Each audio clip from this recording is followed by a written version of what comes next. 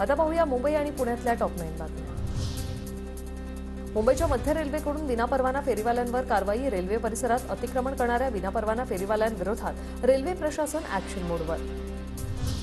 स्वामित्व हक्क असलेली गाणी वाजवण्यास मनाई। उच्च न्यायालयाचा फोनोग्राफिक परफॉर्मन्स लिमिटेडला अंतरिम दिलासा।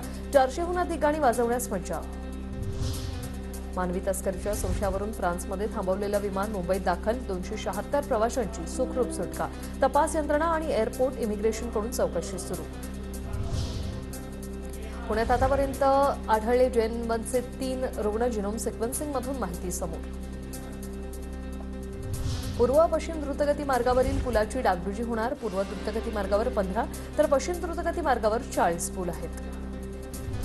गुजराती दिग्दर्शक असल्याची बतावणी करून अल्पवयीन मुलीवर लैंगिक अत्याचाराची घटना। चित्रपटात काम देण्याच्या नावाखाली अत्याचार करणाऱ्याला अटक। मुंबईच्या DA नगर पोलीस ठाण्यात गुन्हा दाखल। नवीन वर्षात पुणे मेट्रोकडून नागरिकांना नवं गिफ्ट मिळणार। पुणे मेट्रोला मिळणार प्रतिसाद पाहून फेऱ्यांमध्ये वाढ करण्याचा निर्णय। सर्वसामान्य पुणेकरांना होणार फायदा। पुण्यात पुन्हा कोयता गँगची दहशत। येरवडा परिसरातील 20 ते 25 गाड्यांची तोडफोड। गाड्यांचं मोठ्या प्रमाणात नुकसान।